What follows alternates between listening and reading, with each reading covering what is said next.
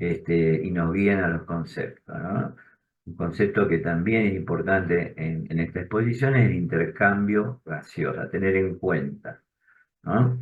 Que toda la bomba respiratoria lleva finalmente a un lugar donde están los lobulillos y los alveolos para que suceda el intercambio gaseoso, oxígeno hacia adentro, dióxido hacia afuera, ¿no? Para lograr niveles óptimos de oxígeno en sangre y una apropiada eliminación del dióxido de carbono. Ahora fíjense ustedes, si tomamos este concepto de intercambio gaseoso a nivel alveolar, podemos encontrarnos con condiciones de insuficiencia respiratoria, pero que tienen un intercambio gaseoso normal. Es decir, la falla de la oxigenación a nivel tisular, si ustedes quieren, o sea, donde tiene al destino de ese oxígeno, no sucede de manera distal, donde está esa membrana alveolo capilar, sino que es previo. ¿Eh? Entonces, esto, previo me refiero a la bomba respiratoria y a sus estímulos neurológicos, ¿no? Entonces, podemos encontrar y se puede detectar y diagnosticar, y en base a la interpretación del mecanismo fisiopatológico, se instrumentan medidas de sostén y terapéuticas, ¿no? De ahí la importancia un poco de poder ir detectando qué mecanismo, ¿no? ha conducido a esa hipoxemia a nuestro paciente, ¿no?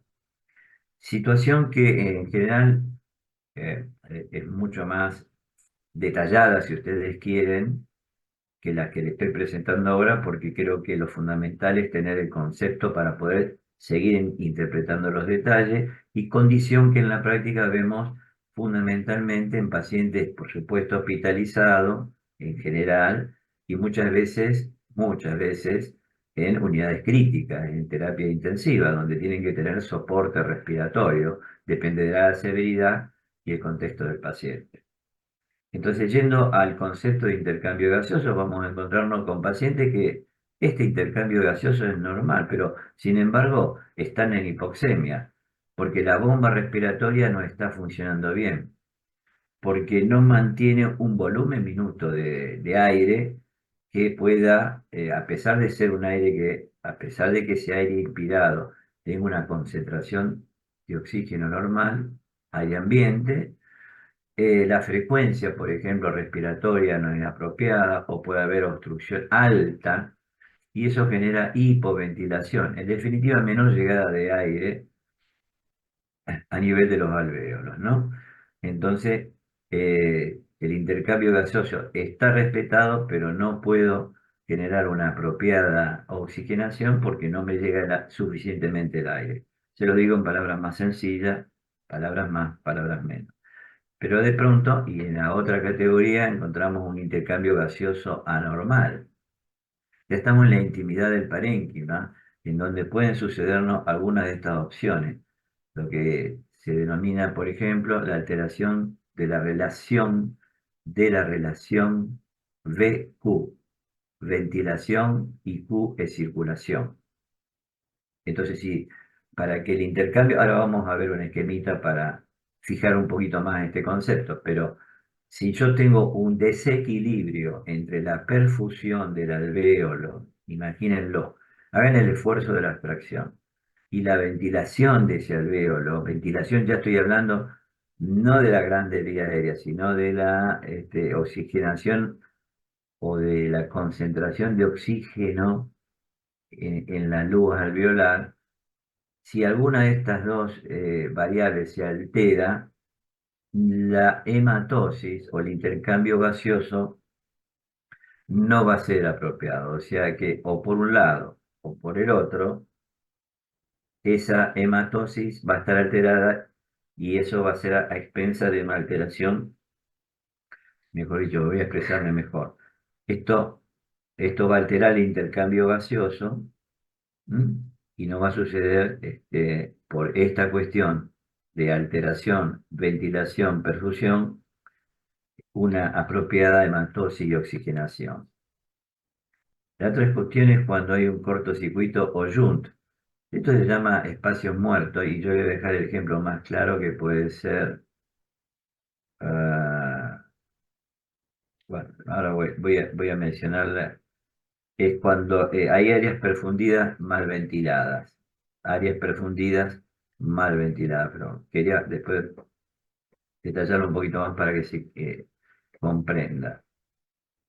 Y por último, cuando hay un trastorno de difusión. Es decir, la normalidad del intercambio gaseoso pueden corresponder a tres categorías, que ahora mismo se las voy a detallar para que se comprenda mejor: alteración BQ, cortocircuito Jun y trastorno de difusión. El caso más típico de trastorno de difusión es cuando esta membrana alveolo-capilar tiene una barrera por este, cuestiones de organización. Organización me refiero a una respuesta de colágeno aumentada, fibrosis pulmonares, etcétera. Entonces eso hace de que esa barrera se altere y la difusión no pueda ser apropiada de los gases, ¿no? Bueno, vamos a entrar un poquito más en detalle de este concepto de intercambio gaseoso. Así, yo de pronto por ahí me adelanto, pero lo tengo graficado para que nos quede mejor incorporada la idea. Entonces, intercambio gaseoso, ahí está la definición. Vamos a leerla, tratemos de interpretarla. Y parece que es un fenómeno que sucede a nivel de la membrana alveolo-capilar. Ahora vamos a definir qué es la membrana alveolo-capilar. Vamos a ir hasta el hueso, digamos, ¿no? Por difusión simple, ahí no hay un gasto energético, quiere decir, hay una diferencia de gradiente, una diferencia de presiones que hacen que por un lado entre, porque hay más presión de un gas, y por otro lado salga porque hay una diferencia de presión. Hablo del oxígeno y del dióxido de carbono, como ustedes pueden observar acá. Vamos a hacer el punterito. ¿eh? Entonces acá hay una diferencia de gradiente que hace de que el oxígeno penetre y el dióxido salga hacia la luz alveolar. Entonces, donde se incorpora el oxígeno en el medio ambiente, el oxígeno viene por acá e ingresa a través de las venas pulmonares. Recuerden que las venas pulmonares son las que van a llevar sangre oxigenada, ¿no? Y a su vez van dejando estos capilares el dióxido hacia el medio ambiente, ¿no? El dióxido de carbono entra al alveolar y después va transcurriendo por la gran vía aérea y es eliminado hacia el medio ambiente. Esto se llama intercambio gaseoso o hematosis. Veamos un poquito más en detalle. Voy despacio para que fijen este concepto. Tengan en cuenta que este circulito le están marcando lo que yo les vengo diciendo, la membrana alveolo-capilar, que es el componente que se altera en todo caso en alguna de sus estructuras. Es uno de los componentes que se altera en lo que les decía, en la insuficiencia respiratoria con alteración del intercambio gaseoso a través de estas tres categorías. Y acá les detallo la composición de esa membrana alveolo-capilar. Y está compuesta desde el interior del alveolo hacia el intersticio. Lo voy detallando de esta manera: por el epitelio alveolar, luego la membrana basal. Son todas estructuras que son diferentes, pero son microscópicas, por supuesto, y están adosadas y se constituyen como una membrana fenestrada a través de las cuales puede suceder el intercambio. El intersticio, que ya habíamos conversado, esa gran estructura de colágeno que mantiene eh, la configuración, la conformación, el formato del parénquima, la membrana basal del capilar y el endotelio capilar. ¿eh? Todas estas, entre comillas, barreras, o no, son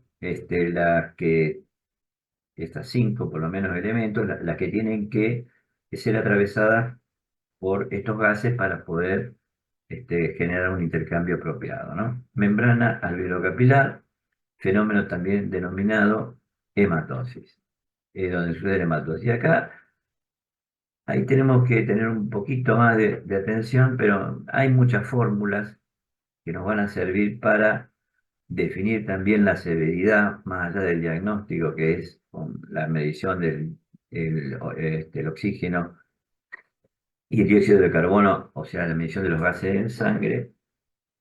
Para poder llegar a una interpretación, yo les diría de la severidad del problema. Pero ¿qué quieren decir estas formulitas que están ahí que asustan? ¿Eh? Pero que si entendemos qué significa este, cada acrónimo de esto, ¿no? Cada simbolito lo vamos a entender. Esta D de diferencia, la A es de alvéolo y la A chiquita es de sangre arterial. Y esto es un gradiente, porque acá hay una diferencia, en un signo menos. Esto es un cociente. Con estas dos fórmulas, y en general los terapistas, porque ya estamos hablando de un paciente crítico que está en terapia intensiva, puede ir aproximando de qué manera va evolucionando, cómo es la severidad de este paciente descompensado. Vamos a la primera fórmula que dice DA menos A2, que quiere decir diferencia eh, de oxígeno, de la concentración de oxígeno alveolar y de la concentración de oxígeno arterial.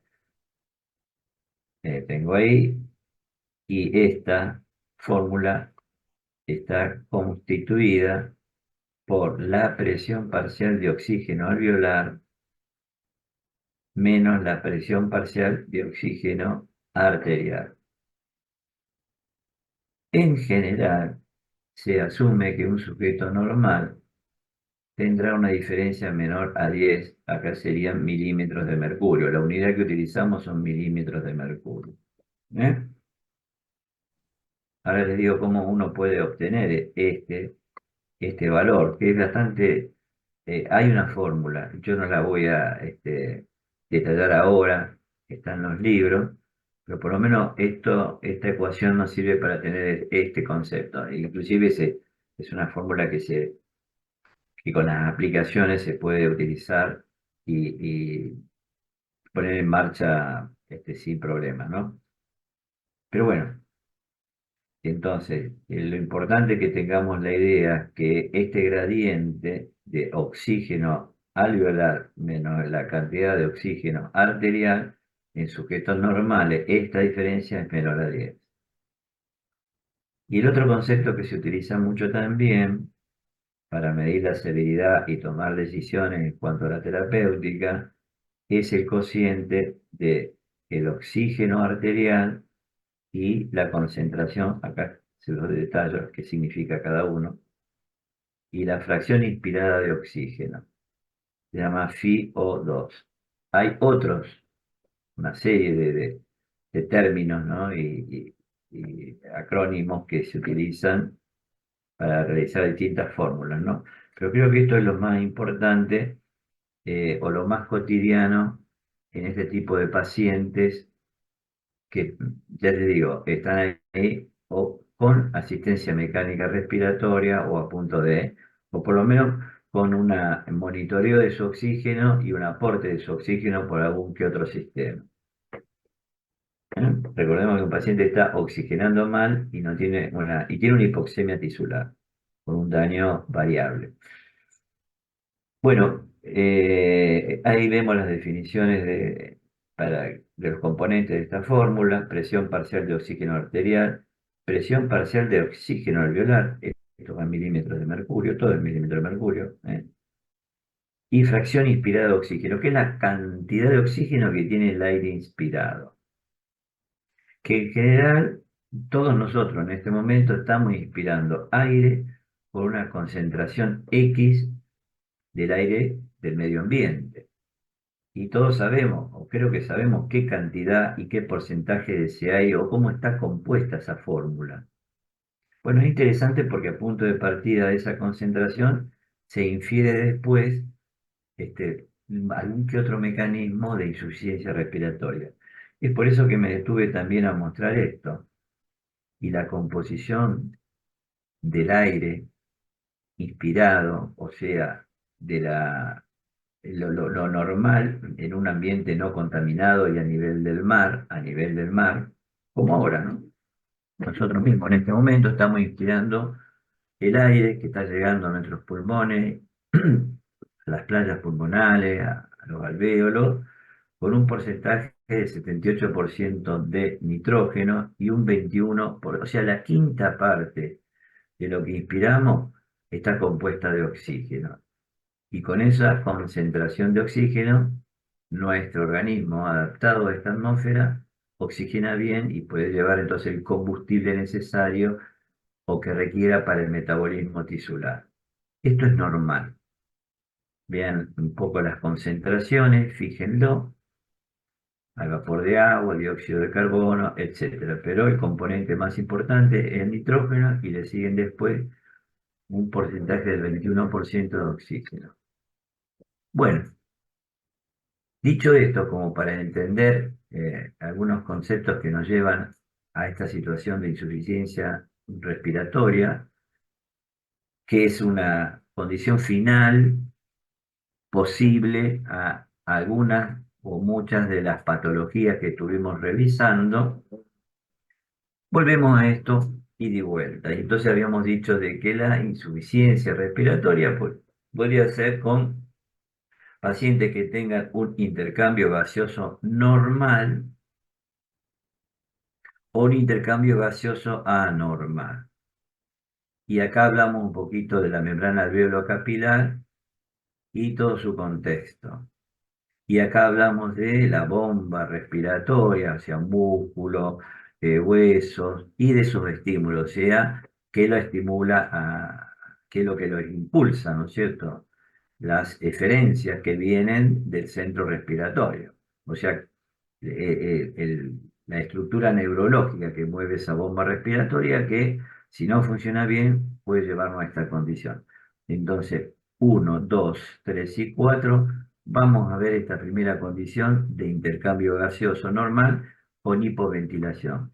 A ver, ¿cómo lo definimos de esta manera? Vamos a tener un paciente que entra en insuficiencia respiratoria, vuelvo a repetir, una oxemia por debajo de 60, por una disminución del volumen minuto inspirado, lo que produce una presión alveolar, eso genera en el alveolo una disminución. A ver si se entiende. Entra menos aire, para decirlo de manera llana, y genera menos presión parcial de oxígeno a nivel del alvéolo, porque hay menos volumen que ingresa, menos cantidad. Por más que el porcentaje sea el 20%, el 21% de concentración, pero yo requiero una cantidad que son 4 litros por minuto de aire que inspire, ¿no? Que inspire y expire, porque tengo que expirar para eliminar el dióxido de carbono. Si yo no tengo ese volumen minuto respiratorio apropiado, entra menos oxígeno y lavo menos dióxido de carbono al medio ambiente, elimino menos por ese lado, ¿no? Con lo cual se va acumulando ese dióxido de carbono a nivel de los alvéolos. Y esa acumulación, por otro lado, compite con la concentración, la poca concentración que por hipoventilación llega de oxígeno al alvéolo. Recuerden ustedes, por otro lado, y lo van a ver después en las otras causas, ¿no? Que el dióxido de carbono es mucho más difusible que el oxígeno a nivel de esa membrana alveolo-capilar. Es un concepto que también para tener en cuenta. Bueno, estas situaciones se acompañan siempre de hipercapnia. Y un poco pensemos en el sentido común, si yo no puedo lavar o no puedo aportar, por un lado, porque el volumen es menor, quiero decir, no puedo aportar el oxígeno necesario, porque estoy aportando menos de 4 litros por minuto a los alvéolos, pero tampoco, al no tener un recambio de aire importante, puedo lavar. Eso hace de que ese dióxido de carbono te quede acumulado en los alvéolos y no pueda ser eliminado a su vez desde la circulación, desde lo que viene de la perfusión de las vénulas pulmonares y las causas. Y entonces ya de alguna manera, ya conocemos las causas, este es el mecanismo y tenemos presente que el contexto del paciente es alguna de estas causas que están señaladas en amarillo, ya vamos aproximando el mecanismo y ya podemos poner en marcha algunas intervenciones para compensar esta hipoxemia. Causas neurológicas, por ejemplo, causas musculares, causas neurológicas como daño a nivel del tronco, musculares como la miastenia gravis, traumatismos en la caja torácica o deformidades en la caja torácica, como severa cifoescoliosis, eh, compromisos severos de la pleura, ya lo hemos visto, eso hace de que no haya una buena expansión pulmonar y eso genera hipoventilación, disminución de la entrada de aire, esos 4 o 5 litros por minuto que necesitamos. Y 4 litros, cuando yo les digo, es un promedio que dependerá de la contextura de cada sujeto, ¿no? Pero hablemos de situaciones intermedias donde el promedio es hablar de estos números. Obstrucción de la vía aérea superior, obstrucción de la vía aérea superior, se entiende, problemas en la tráquea, más arriba también, a nivel de la laringe. Bueno, desde ahí en adelante, esa vía aérea, bronquio secundario, que pueden comprometerse también en los bronquiales crónicos en algún momento de su evolución. Pero nos quedamos con estas causas, ¿les parece? Y ahí tenemos entonces estas entidades que nos van a llevar al mecanismo de hipoventilación alveolar y cuando es severo, consecuentemente, hay insuficiencia respiratoria.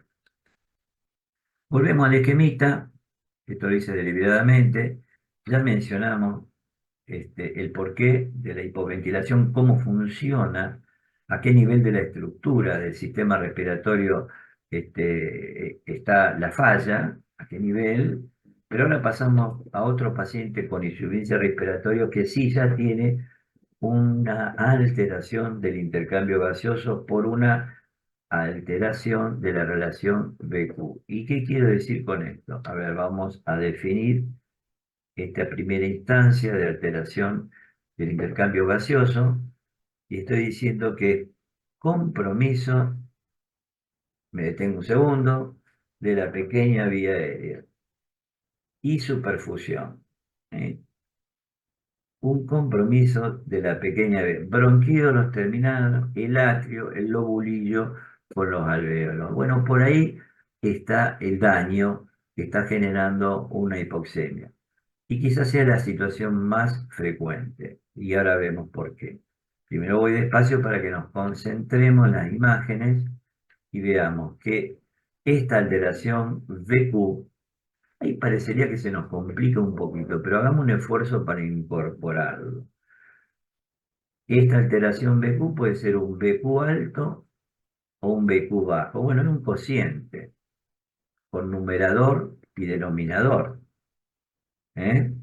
El BQ alto quiere decir que hay una ventilación alta frente a una relación más alta, un número más alto sería si lo pudiéramos medir y de qué manera, seguramente se puede hacer con fórmula, con un Q, que es la circulación un poco más bajo, o porque baja la circulación o sube la ventilación, esto nos da un resultado más alto. Y esto es la inversa. ¿Eh? Esto es bajo porque sube la circulación, sube en relación a la ventilación. A ver, vamos al primer concepto. Esto se da cuando hay áreas bien ventiladas. Estoy hablando de los alvéolos. No confundamos la ventilación de la gran vía aérea. Estamos hablando de la ventilación, de la cantidad de aire que puede llegar a un alvéolo, que hay en un alvéolo, que existe en un alvéolo, pero con una cierta normalidad de la vida, no me sale el término ahora, indemnidad, eso quería decirle de la gran vía aérea. Pero puede haber, por compromiso a nivel distal, alvéolos que estén mal ventilados, una cantidad importante, un reclutamiento importante de estos alvéolos mal ventilados, perdón, bien ventilados, estoy hablando de este concepto, pero que no estén bien perfundidos. Esto se define muchas veces como espacio muerto. Y la condición más frecuente son las embolias de pulmón. Pero es razonable porque las embolias múltiples que alteran la perfusión, porque esto es un fenómeno a nivel de trombos o émbolos vasculares, hace que haya alvéolos que no tengan una de los elementos de la membrana alvéolo capilar competente, es decir, si se obstruye la perfusión, y por más que esté ventilando ese alvéolo, no voy a generar un intercambio gaseoso apropiado. Entonces, esto se llama una alteración de la BQ alta. Y se ve cuando se altera la perfusión como entidades como la embolia de pulmón, la tromboembolismo pulmonar.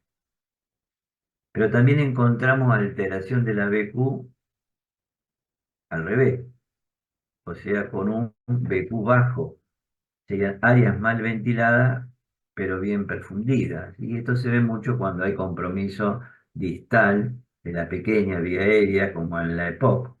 Es decir, vamos a encontrarnos con los bolillos y alvéolos que no tengan una buena cantidad y presión parcial de oxígeno, a pesar de que estén perfundidos, ¿no es cierto? Y entonces este BQ bajo también, consecuentemente, nos lleva a la hipoxemia. El ejemplo es la enfermedad pulmonar obstructiva crónica, EPOC. EPOC que cuando se cronifica y cuando compromete también la vía aérea superior o media con muchas secreciones, entra en un estado de cronicidad. Es un insuficiente respiratorio que gradualmente entra en esa condición, se va adaptando, presenta poliglobulia, como habíamos visto en otras reuniones, y es un retenedor crónico de dióxido de carbono, con bicarbonato alto para compensar esa acidosis respiratoria crónica. Es decir, en ese estado de cronicidad y en ese estado de tolerancia a la hipoxemia, el paciente presenta hipercambio. Vuelvo a este cuadrito, entonces definimos la hipoventilación alveolar y ahora hablando de un intercambio gaseoso anormal, vamos a entender o vamos a tratar de transmitir qué es lo que es un cortocircuito o shunt, el otro mecanismo. ¿Mm? Entonces, cuando sucede esta alteración, el concepto es que hay una ausencia de ventilación, voy despacio, en unidades que se mantienen perfundidas. Ausencia de ventilación. Imaginen ustedes qué evento puede o qué situación puede suceder para que haya ausencia de ventilación. ¿Recuerdan ustedes cuando hablamos de colapso? Si colapsa el parénquima en algún sector y deja de existir el aire, que es lo que deberíamos ver, entonces va a haber ausencia de ventilación a pesar de que la perfusión va a estar mantenida. Bueno, esto se llama cortocircuito derecha-izquierda o shunt. En esta unidad el intercambio gaseoso es nulo. La sangre que pasa por esas unidades alveolares no puede oxigenarse. Y no puede oxigenarse porque está colapsado, porque no hay aire y por lo tanto no hay presión parcial de oxígeno alveolar para generar el intercambio. Si nosotros lo vinculamos con el concepto anterior de BQ y también esto está forzado a lo mejor y los autores lo han categorizado de esta manera, pero yo no sé hasta qué punto no podría considerarse una alteración de esta relación ventilación-perfusión extrema, donde la B es muy baja, o sea, la ventilación es baja a nivel alveolar, ¿eh? Estamos hablando a nivel alveolar. Y al no existir eso es un shunt. Shunt quiere decir cortocircuito.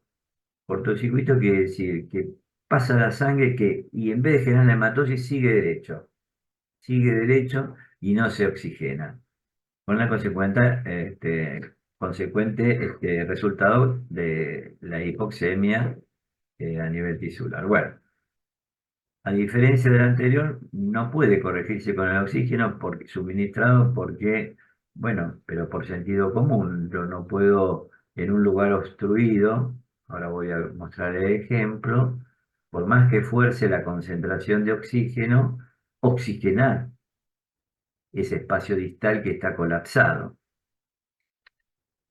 Y las causas, entre las causas comunes, podemos considerar el distrés respiratorio, ¿no es cierto? El distrés respiratorio que genera un edema a nivel intersticial. Bueno, acá ya se van creando mecanismos mixtos, pero hay una ocupación alveolar. Fíjense que puse neumonía extensa. Recuerden el dibujito de los alvéolos que había mencionado antes, que le había mostrado en otras reuniones. Bueno, ese espacio está ocupado.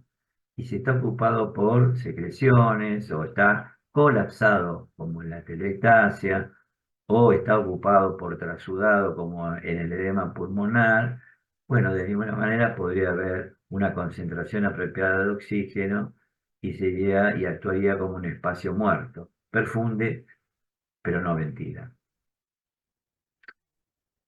Y por último, Y por último, vuelvo a este cuadrito, pues ya les dije, lo quiero ir guiando paso a paso y lo reitero, y reitero este mecanismo que ya hemos conversado, hablamos de la alteración de la relación BQ, recién comentamos el cortocircuito, y por último el mecanismo que es quizás más sencillo de comprender, es como que si esa barrera que habíamos mencionado, constituida por 5 elementos, ¿no? El epitelio por un lado, alveolar, endotelio, membranas basales por un lado y por el otro, y la red de colágeno que es el intersticio. Bueno, todo o parte de esos elementos empiezan a comprometerse, ya dejan de ser una membrana fenestrada a través de la cual pueden generarse ese intercambio gaseoso, para que se pueda trasladar de acuerdo a diferencias de presiones el oxígeno y el dióxido de la sangre a la luz alveolar. Bueno, se constituye una barrera que va dificultándose este fenómeno, ¿no? Vamos a definirlo como trastorno de difusión al engrosamiento de esta membrana alveolo-capilar que impide una apropiada difusión de los gases, ¿no? Esto es de sentido común, creo que es muy entendible, no hay mucho esfuerzo mental que tengamos que hacer para comprenderlo, hay una pared que de pronto deja de difundir. Raramente produce hipoxemia en reposo, en general tiene que ser casos muy avanzados, pero sí con el ejercicio, ¿no?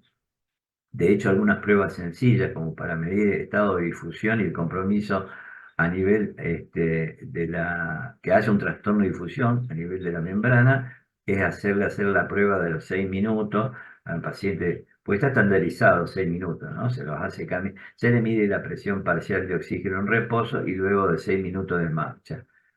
Y en esos 6 minutos nuevamente se mide y se observa si hay una diferencia con la medición basal y en qué medida, ¿no? Entonces, de esa manera podemos interpretar a nuestro paciente que dice, doctor, ¿cómo va a venir? Pues todos estamos hablando de mecanismos fisiopatológicos y cómo hacer y cómo intervenir. Pero antes que eso, detrás de este discurso hay alguien que nos está contando una historia que estamos traduciendo, doctor. Lo que pasa es que me falta el aire cuando subo el escalifrio y yo te mido el oxígeno y está bien. Sí, pero antes no me pasaba, tengo esta línea, no, decir línea, este ahogo, esta falta de aire, tengo tos. Hay una serie de síntomas que junto con estas mediciones nos van orientando, entonces, ¿no? Y que puede estar sufriendo un daño funcional importante en el aparato respiratorio.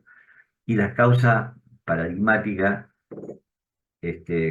más común o típica es la fibrosis pulmonar, ¿no? Un aumento de la colágena y todo lo que está rodeando, y todo lo que rodea la colágena hacia ese intersticio que se puede comprometer, ¿no es cierto? La fibrosis pulmonar que puede ser idiopática o secundaria a, como yo ya les había comentado, y que sucedió en lo que vimos últimamente por lo globalizado, por lo pandémico, lo cual aumentó la frecuencia de secuelas en el COVID, secuelas de orden fibrótico, ¿no? Pacientes que hemos visto y que he visto, ¿no? Que se han comprometido severamente a nivel intersticial con trastornos de difusión. Entonces, este es el último mecanismo fisiopatológico y que de todas las descripciones en general, y que hay detalles mucho más voluminosos con respecto a la insuficiencia respiratoria, creo que la esencia y el eje pasaba por acá, por describir cuáles eran los cuatro mecanismos que podían llevarnos a nuestro paciente a una insuficiencia respiratoria, y que la importancia de poder interpretarlo, porque interpretarlo implica una orientación hacia no solamente hacia el diagnóstico desde el punto de vista fisiopatológico, sino hacia el abordaje, hacia el tratamiento. ¿Eh? Al rescatar a un paciente, ¿con qué recurso, no? Al rescatarlo y con qué recurso. Obviamente que son pacientes que muchas veces están internados en salas de terapia intensiva con o sin respirador, ¿no? Con la asistencia mecánica respiratoria. Pero ahí entramos en cosas muy complejas, técnicas, que lo van incorporando a lo largo de la carrera en la medida que se rote por las salas de terapia, ¿no? El manejo de los respiradores, etcétera. Pero esto es un eje para poder entenderlo.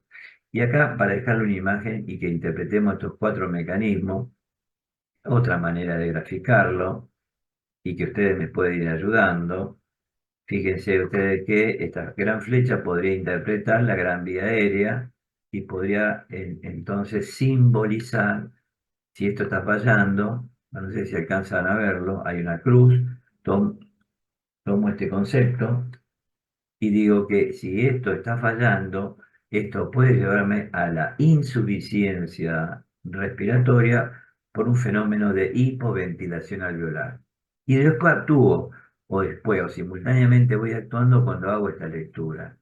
¿Qué puedo hacer frente a un paciente que está hipoventilando y está hipoxémico?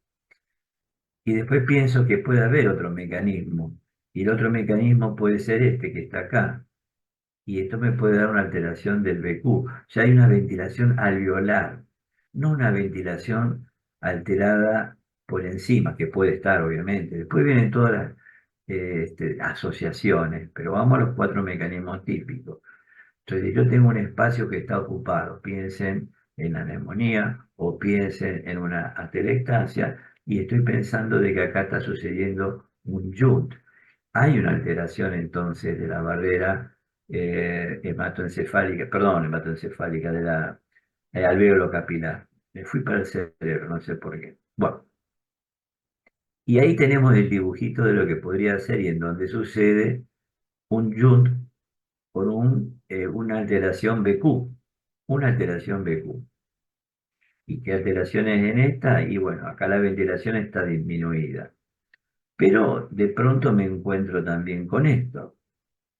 Y esta alteración podría ser, bueno, hablamos recién de fibrosis. A ver si es esto. Sí, esta alteración podría ser un trastorno de difusión, cuando toda la barrera alveolo-capilar o parte de esa barrera, de esos cinco componentes que vimos, está comprometida por algún tipo de proceso, que en principio puede ser inflamatorio, fíjense lo que te digo, y que en la medida que evoluciona se organiza y da una respuesta fibrótica y llegue a la fibrosis.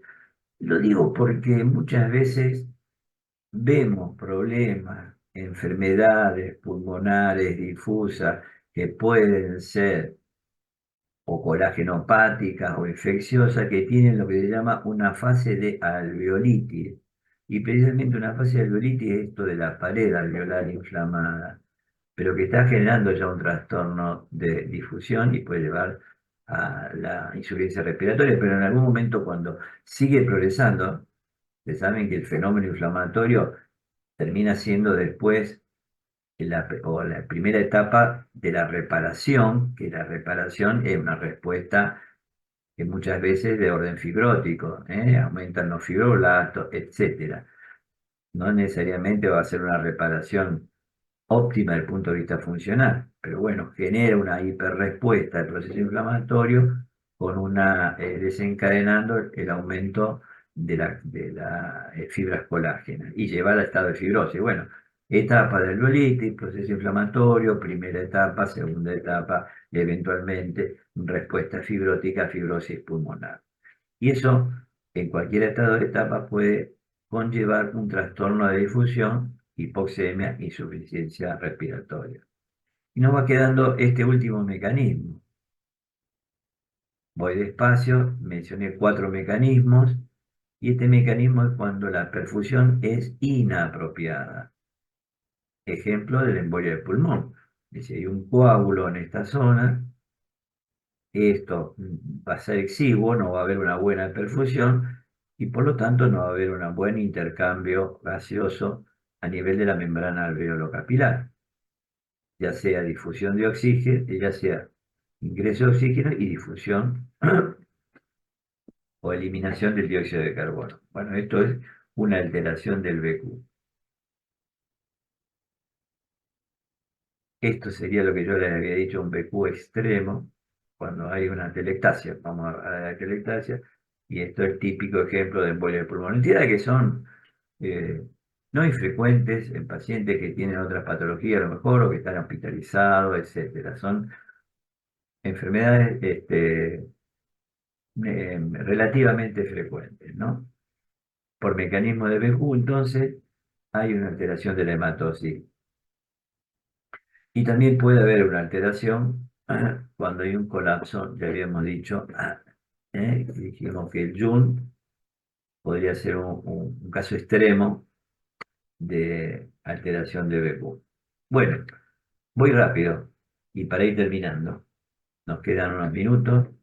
Este sería un esquemita para poder interpretar el mecanismo, estos 4 mecanismos, 4/5 mecanismos, ¿no? Porque el BQ puede ser alto o bajo, pero bueno, clásicamente en la literatura figura de esta manera, y tenemos entonces en la ordenada, acá en este listadito vertical, digamos, digo bien, ordenada, sí y ordenada, pero bueno, las 4 categorías: hipoventilación, alteración BQ alta o baja, trastorno de difusión y el Jun.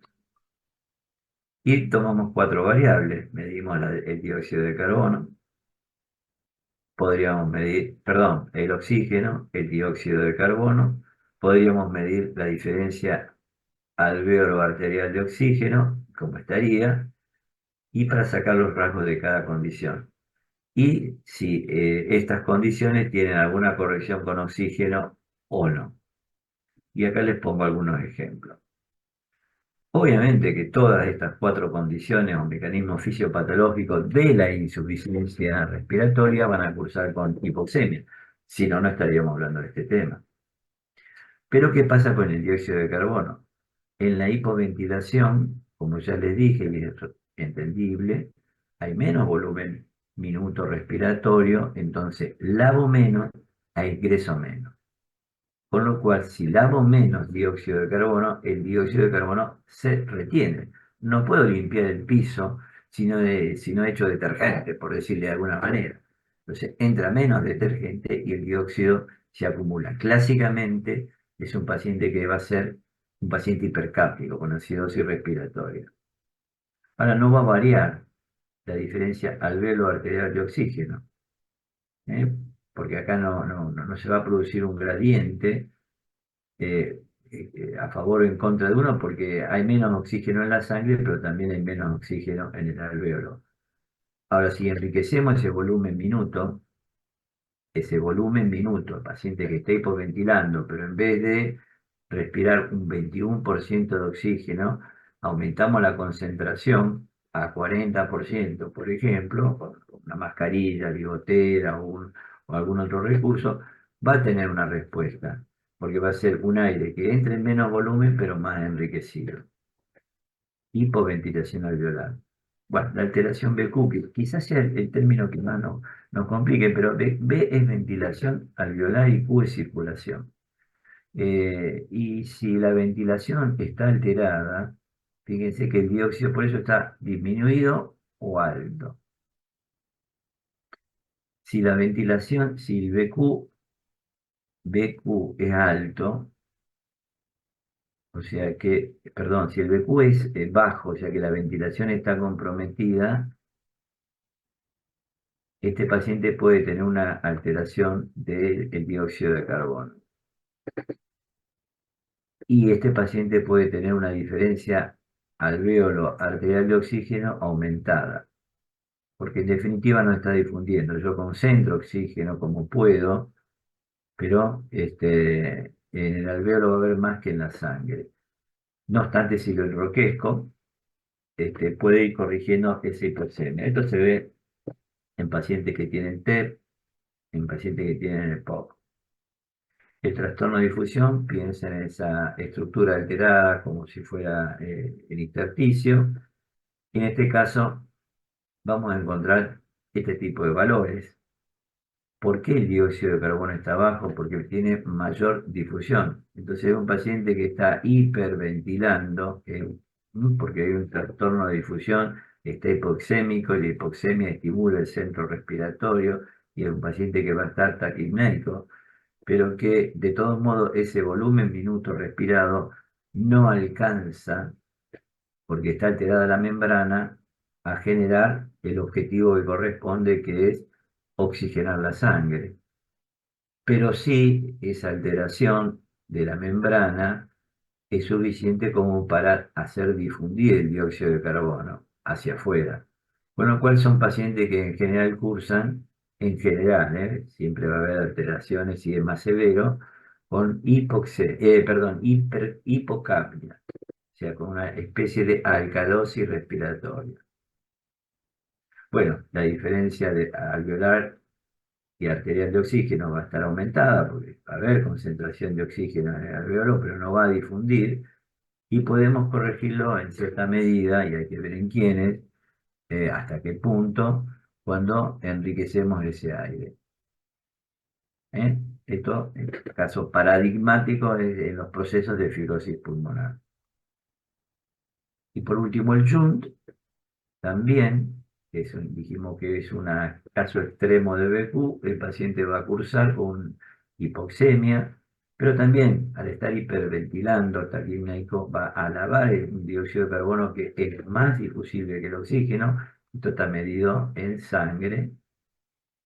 Y nuevamente tenemos una diferencia alvéolo arterial aumentada en la medida que enriquecemos el aire, o enriquezcamos el aire, pero que no alcanza a generar una buena difusión, porque son áreas que están mal perfundidas.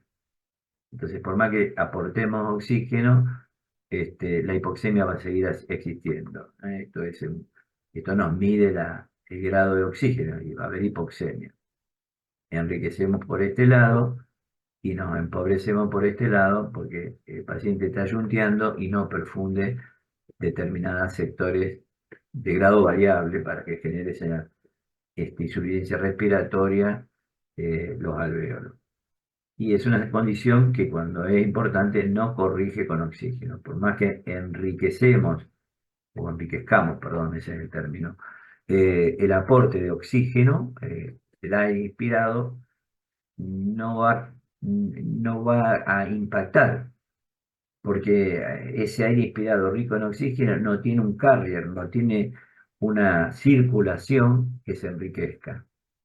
Está yunteando. Entonces se ve en la atelectasia, en las neumonías extensas, en la hemorragia pulmonar, en el edema pulmonar. Bueno, podemos clasificar la insuficiencia respiratoria según la evolución, en aguda o crónica.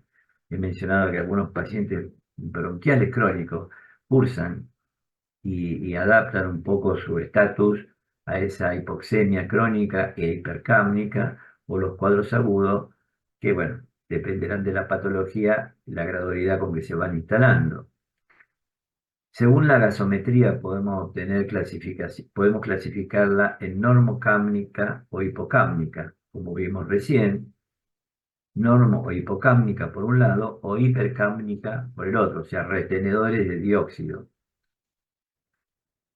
Y según el gradiente, o sea, la diferencia de oxígeno entre el alvéolo, o sea, la diferencia entre la concentración de oxígeno en la luz alveolar y en la sangre, podemos diferenciarla en insuficiencia respiratoria con intercambio gaseoso normal, entre paréntesis, hipoventilación, Y fíjense que ahora agrupo las otras tres como parenquimatosa, como causas de daño parenquimatoso. O sea, intercambio gaseoso anormal, que estaríamos hablando entonces de enfermedades propias del parénquima. Intersticio, eh, árbol respiratorio distal, alvéolos, vasos, circulación, etcétera. Todo lo que sucede a nivel del parénquima genera un intercambio gaseoso normal como fenómeno que conlleva a una insuficiencia respiratoria. Tres clasificaciones: evolución, gasometría y gradiente. ¿Cómo seguimos? ¿Y cómo se nos manifiesta un paciente que tiene estas condiciones?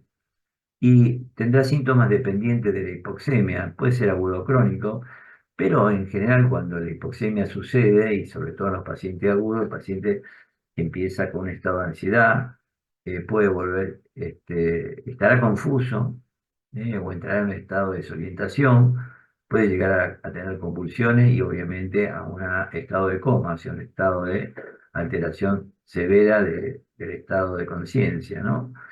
Estará taquicárdico, hiper o hipotenso. A veces la hipoxemia genera hipertensión, pero también en el otro extremo, hipotensión. Nuestro paciente tendrá dificultad respiratoria y va a depender mucho de la entidad que esté provocando esta insuficiencia respiratoria, disnea, taquipnea, cianosis central, es de origen central esta cianosis claramente, y síntomas dependientes del aumento del dióxido de carbono en sangre, hipercamia, ¿no? Ahí sí lo vemos a veces a los pacientes, sobre todo bronquiales crónicos que se descompensan y empiezan a a retener más dióxido de carbono. Entonces, esta acidosis respiratoria cursa con cefalea, estupor, o sea, hay una alteración también del estado de conciencia, desde el punto de vista del contenido y también del estado de vigilia. La conciencia, vista desde estas dos perspectivas. El paciente estará en coma eventualmente, entrará en coma eventualmente, puede tener convulsiones, mioclonías, edema de papilas. Y cuando vemos un paciente respiratorio que presente alguno de estos síntomas, bueno, preguntémonos si no está sucediendo una alteración de la hematosis, una alteración de los gases en sangre, y rápidamente empecemos a deducirlo, porque obviamente estamos hablando de una situación con riesgo vital. Y consecuentemente de esta alteración de los gases, el paciente va a tener trastornos cardiovasculares como arritmia, taquicardia, hipotensión, dependiente en este caso del aumento del dióxido de carbono. Fíjense ustedes que en algún momento van a tener que discriminar entre el proceso agudo o crónico y entonces empezar a generar especulaciones en cuanto a qué y cuál es la naturaleza de esta insuficiencia respiratoria, qué es lo que lo originó.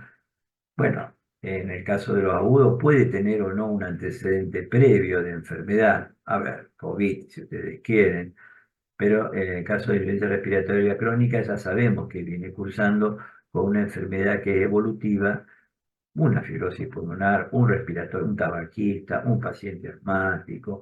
Bueno, busquemos la entidad que a ustedes les parezca que en algún punto de evolución, cuando genera un desarrollo importante de su magnitud, puede compensar este sistema respiratorio y llevarnos a la insuficiencia respiratoria. Entonces, generalmente hay un antecedente de una enfermedad previa.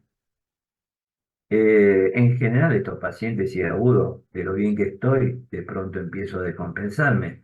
En cambio, en las partes de los crónicos, tiene una gradualidad la instalación de este cuadro de insuficiencia respiratoria, una diferencia.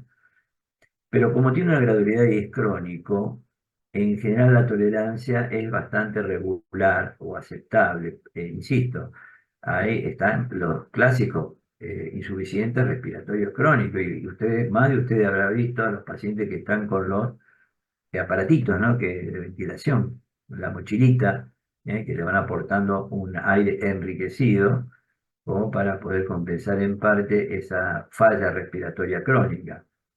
Pero llega un momento límite en donde requieren otro tipo de intervenciones. Bueno, quiero decir esto, la tolerancia clínica es mala porque yo en un paciente agudo no estoy adaptado a esa hipoxemia y sí en el caso de que el paciente tenga una patología que es crónica y evolutiva. La hemoglobina, que es una respuesta a la hipoxemia, es normal, pero en el crónico el paciente va a ser un poliglobúlico. Volvamos a Blue Bluter, de ese que vimos en el EPOC, ese paciente azulado que tiene aumento de los glóbulos rojos, típicamente se ve así, y aumento del bicarbonato en sangre también de manera crónica, compensando un poco este incremento del dióxido de carbono. Entonces, un paciente poliglobúlico con ese perfil, ya obtenemos ese nivel de, ese, esa, ese aspecto y esa cronicidad y esa consecuencia de su bronquitis crónica. El pH puede ser ácido, si hay hipercamia, y es normal en el crónico, porque lo ha ido compensando con el aumento del bicarbonato. El pH. ¿Mm? Fíjense acá, ¿por qué? Porque el bicarbonato plasmático es normal, no ha hecho, ese buffer no tuvo tiempo de actuar, pero sí en un paciente crónico, ¿eh? Hipercámnico, y está elevado, para poder buscar un equilibrio de ese pH alterado, y pueden estar presentes el daño colateral que produce todo este proceso, como el cuerpo pulmonar crónico, que no va a estar presente en un proceso agudo y sí puede estar presente en un paciente que tiene un problema crónico, generalmente son EPOC. Esta es una mirada rápida según el sitio que origine, o según el sitio donde se instalen determinadas enfermedades que originen insuficiencia respiratoria, por ejemplo, a nivel del sistema nervioso central, sobredosis de fármacos, poliomielitis vulvar. Yo voy pasando rápido esto porque es un ida y vuelta de la lectura a la experiencia, pero por lo menos para que sepan de que está listada y que en algún momento debemos tratar de establecer qué es lo que está originando esta condición funcional a nuestro paciente. ¿Será en el sistema nervioso central? ¿Será en el tórax por obesidad, escoliosis, traumatismo, alteraciones pleurales, distrofia, lo que habíamos dicho de hipoventilación? Lo de arriba y lo que sigue es hipoventilación como mecanismo. Y yo tengo un mecanismo por hipoventilación y voy a revisar si está a qué nivel músculo esquelético, neurológico, en la médula, neurológico, o puede ser más allá y estar alterando el intercambio gaseoso, como la insuficiencia cardíaca, una embolia de pulmón, o hay un desacople muscular. Bueno, vuelvo a la hipoventilación, acá como un mecanismo fisiopatológico, miastenia gravis, botulismo. Son términos que cada uno es un gran capítulo como para revisar en cuanto a la entidad, pero que sepamos que son las causalidades en distintos puntos, y en distintas estructuras del organismo que nos van a llevar a esta condición. Vías aéreas superiores y la apnea del sueño, la dingotracleitis, obstrucciones altas. Eso sí, una hipoventilación severa y aguda, y con falla respiratoria de alteración rápida, imagínenlo. O los alvéolos de las vías aéreas inferiores, estas sí son frecuentes, asma, EPOC, neumonía, hay un compromiso distal. Y cuando es importante y cuando es bilateral, llegan a este estado de insuficiencia respiratoria, telectasia, distrés respiratorio, enfermedades intersticiales. Piensen cuando yo les digo esto, ustedes ya saben lo que es una enfermedad intersticial. Este concepto lo hemos conversado, han visto las imágenes. Bueno, cuando esto progresa, nuestro paciente puede entrar a fallar en esta dirección, ¿no? Mucoviscidosis. Bueno, esto es un listado que por lo menos sepamos sus categorías y que dentro de estas categorías podemos revisarlas, pero de a poco para ir sabiendo de la existencia de enfermedades que de una manera u otra, por un mecanismo u otro, van a hacer fallar nuestro sistema respiratorio. Vamos terminando y voy a pasar a... Bueno, esto lo muestro porque fue inmediato, y esto fue inmediato, y esta fue, digamos, el asesino globalizado que tenido con el cual hemos tenido que lidiar en la última pandemia, para decirlo de alguna manera, con esa espícula, esos rayos de espina, llamaban que era una proteína especial, que identificada, constituida por una proteína especial que fue uno de los targets, uno de los objetivos de las vacunas, ¿no es cierto? Bueno, pero esta es la imagen microscópica electrónica del COVID, ¿no? Y el daño que fue a nivel, ahora sí, alteración del intercambio gaseoso, agudo o crónico, lo pongo como ejemplo, con esta imagen inicial que puede ser tirando a vidrio esmerilado, como vimos la otra vez. Y esto nos puede llevar ya a una hipoxemia y nos puede estar hablando de una etapa de alveolitis, una primera etapa, ¿no es cierto? Como esta que vemos acá, en un corte axial, y esta apariencia de vidrio esmerilado que presentaba en este caso un patrón especial. Ya nosotros veíamos esta imagen en un paciente febril, si ustedes quieren, y bueno, se trataba sin el aislamiento o las pruebas específicas de una neumonía bilateral por COVID. Obviamente, esto era por lo que llamamos nexo epidemiológico. Hay un vidrio esmerilado, tiene un patrón periférico en la imagen, sobre todo de tomografía, y bueno, estamos hablando de un paciente que probablemente con esta tomografía estuviera con algún grado de hipoxemia, es decir, con algún grado de insuficiencia respiratoria o no, pero que ya debería tener soporte respiratorio, o con mascarilla, o con oxígeno forzado, o con asistencia mecánica respiratoria. Lo vimos muchísimo, muchísimo. Estaban colmados, ustedes recuerdan, las salas de internación, los criterios para los pacientes en terapia, el no sin cama de terapia, el agotamiento del recurso humano, este, nuestros médicos y los terapistas tenían un trabajo al inicio de la faraónico, o sea, un esfuerzo este, terrible como para poder abordar y hacer un triage de a quién amerita, de acuerdo al grado de severidad, instalarlo en un respirador, sedar al paciente. Bueno, hay toda una complejidad de sostén con una respuesta variable a lo largo del tiempo. Eran pacientes que estaban hasta 30 días en el respirador y más también. Pero bueno, esa fue la historia reciente, esta es la historia real. Esto no fue una película. Esto es bueno que lo revisemos y esto es bueno que tengamos memoria. Con el tiempo, muchos pacientes empezaban a tener reacciones ya no de alveolitis, sino que en una etapa posterior de organización, podemos llamarlo del intersticio, y empezar a ver este tipo de apanalado.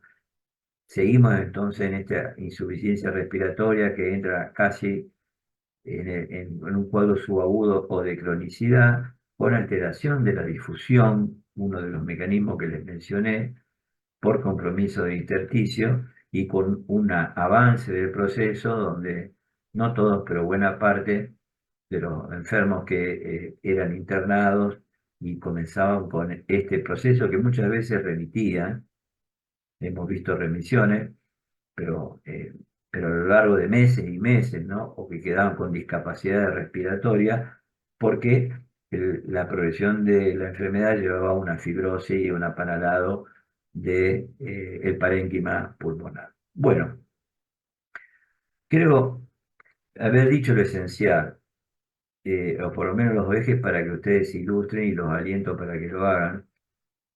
Ha sido un gusto trabajar, por lo menos, o tener estas reuniones con ustedes, que creo haberle servido como orientación. Insisto que eh, la lectura de bibliografía es indispensable para poder eh, detallar e interpretar o terminar de interpretar estos conceptos que he tratado de vertirle a lo largo de estas reuniones.